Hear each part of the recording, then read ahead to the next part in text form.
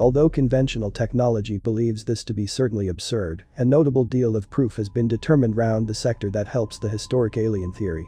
Perhaps the maximum critical connection among the emergence of civilization and alien beings may be determined with inside the very records of mankind, hidden in historic manuscripts and clay pillars which have survived for hundreds of years. An instance of that is the listing of ancient Sumerian kings, which describes the kings who dominated the earth for a complete of 200 years, because the unique rulers descended from heaven.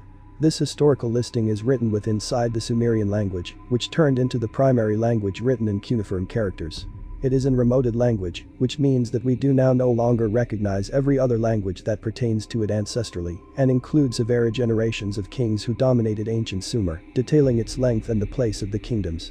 Traditional students accept as true with that now no longer the whole thing written at the Sumerian kings listing is real, and that they regularly declare that the Sumerian kings listing is a combination of prehistoric and mythological accounts, which talk of gods who dominated the earth, taking part in absurdly lengthy reigns. But if we tour a half of a world, from historic Mesopotamia to the Americas, we can find out how the sacred book of the historic Maya, Popol Vuh, describes the beings who created humanity.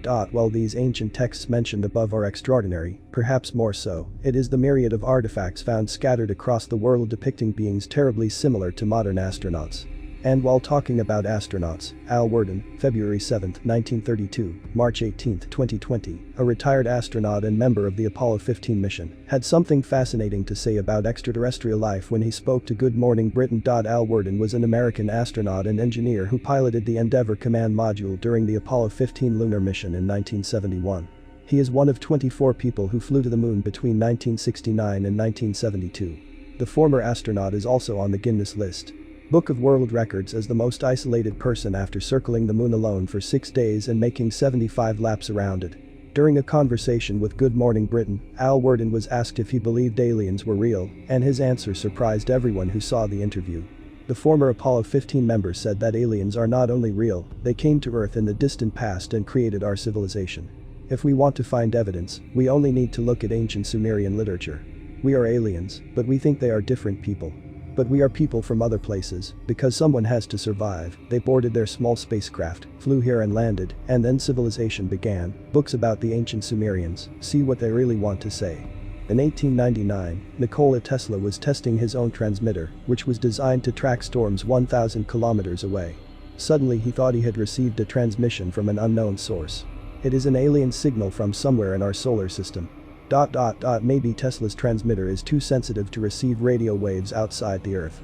Nikola Tesla firmly believes that it is absurd to think that we are the only intelligent creatures in the universe. He also believes that creatures naturally find ways to communicate with other creatures. The famous Nikola Tesla biographer Tim R. Schwartz, in his semi-autobiographical book The Lost Documents of Nikola Tesla, Hark Chemtrails and Secrets of Alternative 4 also said that there may be a connection between futuristic inventors and smart people. The hypothesis of alien will only increase Tesla's sense of mystery. Most of his personal files and records have been confiscated by the US government. Many people believe that his invention may pose a potential danger to US interests. As Schwartz explained, while testing one of his many inventions, Tesla discovered the radio transmission that enables alien communication. After that, the inventor became obsessed with creating better and more powerful radio receiver. Schwartz said in an interview that when testing the device, Nikola Tesla was listening to a radio broadcast that he believed was attributed to alien communications. From that moment on, his obsession with making increasingly advanced radios began to try to see if he could repeat what he heard. To the point where he announced that he was actually receiving voice transmissions. Said loudly. Just like people are talking to each other, he is taking notes and saying that he is actually listening to intelligent creatures from another planet talking to each other, even though he doesn't know what language they are speaking. He understands them. At that time, famous scientists speculated that Mars might be a haven for intelligent life in our solar system. Tesla initially thought that these signals might come from our red planet. Although the most important individuals and Tesla records are in the hands of the US Army, Schwartz claimed to have obtained several private records in an auction in 1976, and the author claimed that all this information subsequently disappeared from the Earth. Interview the so-called Men in Black. As National Geographic pointed out, most of Tesla's assets were transferred to the government, but most of its assets were later transferred to his family, and many were eventually sent to the Tesla Museum in Belgrade, which opened in the United States. Still classified by the US government. In an interview with Collier's Weekly, an American magazine founded by Peter Collier in 1888, in February 1901, Tesla talked about this and wrote about his belief in aliens. Here, he described in his own words, "When I improved my machine to generate a strong current, I also improved my method of observing small effects. One of the most interesting and important practical results, these devices are used to indicate the approaching storm hundreds of kilometers away, its direction, speed and distance traveled. It was in this work that I discovered for the first time these mysterious effects that aroused such unusual interest, so I perfected this device so that I could observe all the electrical changes that occurred in the laboratory in the mountains of Colorado. Within a radius of more than 1,000 kilometers, I will never forget the first feeling I experienced when I realized that I saw something with immeasurable consequences for mankind. I felt that I was about to give birth to new knowledge, or my first observation of enlightenment. It makes me feel scared because they have some mysterious things.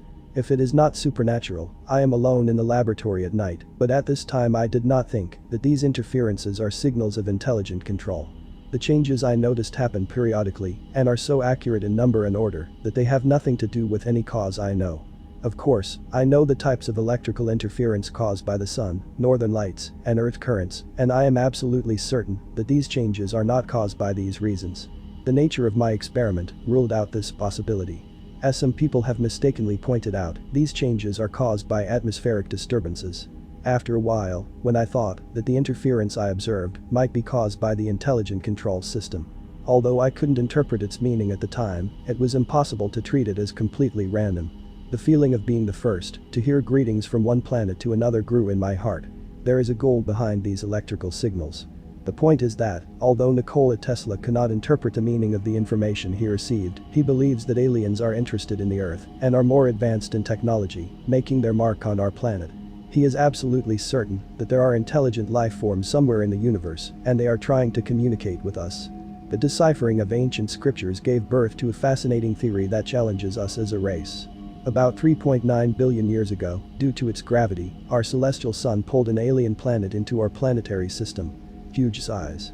We can only be compared with the mighty Jupiter, which the Sumerians call Nibiru, traveling through the planet. The stars formed in another solar system penetrated our guests through our sun. Due to its departure, Nibiru caused an unprecedented cosmic disaster when it collided with another giant, a Mercury planet named Tiamat. The latter is composed of oceans and has 11 satellites, the largest of which is called Kingu, Moon. At that time, only 8 planets in our solar system were called by the Sumerians: Mummu, Mercury, Lahamu, Venus, Lamu, Mars, Tiamat, Kishar, Jupiter, Anshar, Saturn, Anu, Uranus, and Ea, Neptune. The sun is called Asu, and it appears in the text because some planets rose from other larger bodies, while others claim that Uranus and Neptune came from a cloud in Saturn's ring. When Nibiru passed near Anshar, Saturn, it used its gravitational field to launch a satellite and brought it to the edge of the solar system. This satellite was called Gaga, which is our Pluto today. Later, there was an unimaginable collision between Nibiru and Tiamat, which would cause the latter to swarm aimlessly in the solar system. After 3,600 years, Nibiru will return to the system, crossing it between Mars and Jupiter, and in the second invasion, it will collide with a mass already affected by Tiamat again, this time splitting it in two. One of them could incarnate our modern planet Earth, the opposite could end up a hoop of asteroids that could separate the inner stars from the outside ones. Kai, mainland below, who could revel in the nice and cozy rays of Asu, and the luminous night's way to Kingu, the moon. The Semitic deity counted a Nibiruan year as a shar, that in Earth time would be 3,600 years, even as long, because it takes Nibiru to form an entire revolution through its intrusive orbit around our star system. However, of course, for the Anunnaki of Nibiru, those 3,600 years would solely represent one on their calendar. But what did NASA hide from Nibiru's return? Is there a huge disaster imminent? Are there any signs of possible return? The systematic misinformation we found in the mainstream media was added to the castle and came from a specific agency's status. Because of the authenticity of the reality that passes through us, we are in an alarming degree of vulnerability. 2 suns were observed in some places on the Earth. The Hawaii Observatory watched a sunrise from an unidentified bright planet, and the rumble from above from different parts of the world puzzled even most skeptics.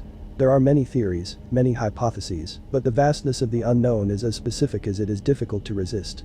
The true history and origin of mankind are recorded in these texts. The late linguist Zecharia Sitchin spent more than 30 years translating these Sumerian slabs and published his book The 12th Planet in 1976. Sitchin deciphered these texts and discovered that the Sumerians knew everything existed. The planets of the solar system, including the 12th star, called Nibiru, are cutting planets whose elliptical orbits approach the Earth every 3,600 years. Its inhabitant, Anunnaki, came to the Earth thousands of years ago to search for gold and minerals. Various scriptures indicate that they brought humans because of their advanced genetic engineering. This story was ignored by mainstream science because accepting it would invalidate Darwin's theory of evolution. The basic principles of evolution cannot be proved, but the system blindly accepts it. This principle relies on manipulation to cover up evidence of our extraterrestrial origin. They risk their career to tell us a banned story. Sumer is the oldest culture in the world and has produced a lot of text and evidence. It is about how open anyone accepts or does not accept the theory of the true creator of mankind. The head of the three Sumerian gods is an god of heaven. He is the king of the gods who rule in the sky and make laws on the earth. Married to Antu, he has two sons Enlil and Enki. Facing An, he is a star, and Sumerians worship him in Kuching. Enlil, the god of wind and storm, is the supreme god of Sumer, and Sumer is an angry creature who served as a military minister. Arrogant and dictator, he is interested in new conquests on earth, just to be able to rule. Enlil hates mankind. He has tried to destroy mankind 3 times, the most popular of which is the flood. His competition with Enki is that they are both sons of different mothers, but since Enlil is Antu's son, he is the heir to the throne. Its symbol is the crown and the 7 stars of the Pleiades star cluster. His worship center is in Nippur, where he has the so-called earth-exploring eyes. Enki, the king of the earth and the god of water and sea, is a scientist and engineer with a wealth of knowledge in the field of genetic engineering. With the help of him to design and create people, and to improve them through various attempts to manipulate DNA, he is the only Sumerian god who can be considered useful to mankind. He is known for his wisdom and spiritual philosophy, an old man. He offers courses in agriculture, astronomy, and astrology, and is a great marine engineer who can manipulate water currents to feed thirsty people. As the creator of mankind, Enki has a special spirit of dedication to mankind. His intentions and desires are to improve the quality of life on Earth. He has risked his life more than once to protect the Earth from the attacks of other gods who only seek destruction. According to the table, the first Anunnaki expedition to the Earth was composed of 50 Anunnaki led by Enki, their father An. The idea behind this trip was to build a spaceport in the Persian Gulf, to build a large refinery to extract gold and minerals. Anunnaki faces a major challenge to their ecosystem on the planet Nibiru. Due to the weak ozone layer, the sun's ultraviolet rays from the Milky Way caused severe damage, and they needed gold to survive. Enki asked his father for permission to build the first city in southern Mesopotamia. His name was Alidu, which means faraway house. The first gold mine expedition failed. Enki returned to Nibiru. Enlil is now in charge of trying again, this time in Abzu, this time in North Africa to receive 600 Anunnaki's fountain tops. The people who fell from the sky set up a total of 7 bases of operations in southern Mesopotamia. Zechariah Sitchin found that the strategic locations of these cities are ideal for receiving spaceships from Nibiru and Ninhursag, the goddess of Mother Earth. Tempt one of her 2 brothers Enlil or Enki, because if they give birth to a son, she will inherit the throne. Ninhursag maintained a relationship with them after giving birth to many children. While Enki continued to mine minerals, the leaders of the mission began to organize protests against unsanitary working conditions. "We are astronauts, not miners," they kept complaining. When Enlil entered the mine for routine inspections, riots broke out. The Anunnaki miners rebelled, burned their tools, and rushed to Enlil's home. At this time, he contacted his father An and informed him that gold transportation had stopped and the mine had been closed. Anunnaki refused to obey the order. The Sovereign Academy of Sciences approved its subordinates' request to stop mining. There Enki said, "We will create a person who can insert the Anunnaki gene." He thought of an upright person, a primitive inhabitant, and he thought that a hybrid could cross the genes of 2 species. There he changed the law of life and didn't know what the outcome of this experiment might be. He said, "Create a Lulu, primitive slave, and let him endure the chains of Anunnaki." They set a short time frame. Started collaborating with his geneticist sister Ninhursag. They used a female hominid to extract eggs, fertilized her with sperm from a young Anunnaki, and then she was implanted into a female Anunnaki. They repeated this process with a so-called goddess of reproduction, and they gave men and women with very limited intelligence something that required the correct use of tools. So Enki locked himself in Alidu's laboratory to improve the Homo sapiens and make him more durable and smarter. This was his goal, and for this, he used his own sperm. Adapa was born, called Adam in the Bible text, and he was able to give birth to offspring. This angered Enlil. His idea of treating people as the subject of power just had no reason and no possibility of becoming a multitude. The gods left the mining industry, taught them to cultivate the fields, recite poems, dance and sing for them, until some were appointed priests, carried out activities in the temples, and worshipped the gods, and each god nourished the Anunnaki's selfishness. Worshipped as a god. Each Anunnaki has cultivated his own self-centeredness in order to be worshipped as a god. Our knowledge of these space visitors is attributed to the discovery of approximately 25,000 clay tablets, which detail how this alien civilization came to Earth and created humans 445,000 years ago. There are approximately 300,000 human genes. Who are the Anunnaki? We know that, although they are considered gods, they are not the focus, neither angels nor demons. We can define it as an advanced civilization based on physics and technology, capable of traversing the dimensions of planes and galaxies. Is Jesus an Anunnaki? What does the Bible hide from us? How much do we know about our origins as humans? If the world accepts the Anunnaki theory, Western monotheism, religion's control over the country will be abolished. The prejudices in Darwin's theory of evolution will be ignited, and our understanding of ourselves and our status will be completely changed. This is one of the many answers to why this story was erased, ignored, changed, and turned into an almost fabulous novel.